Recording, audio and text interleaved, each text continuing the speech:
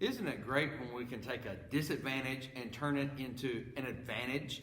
In John chapter 9, Jesus and his disciples are walking along, and verse 1 tells us that they observe a man who was born blind. The implication seems to be that he was probably begging, and that was typical of many blind and disabled people of that time frame. The text continues to tell us that the disciples asked Jesus a question.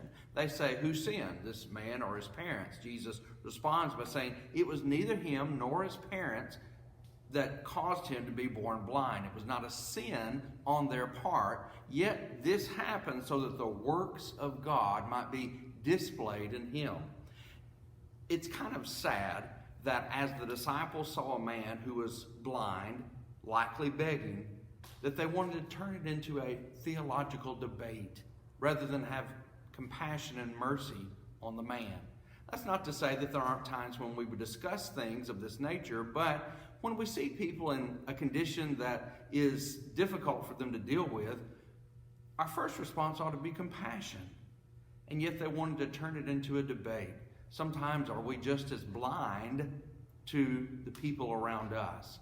And yet I want you to notice that Jesus says that ultimately he will use this to display the works of God, to give God glory. I read a story about a man one time who wanted to be a preacher, yet he had been born with a terrible speech impediment. In fact, it was so severe that it really hindered him from being able to speak publicly. But he really wanted to preach. So you know what he did? He learned sign language, and then he interpreted gospel sermons, and he taught an audience of people that most people would probably be unable to reach. He took something that was a disadvantage, he turned it into an advantage. To God be the glory.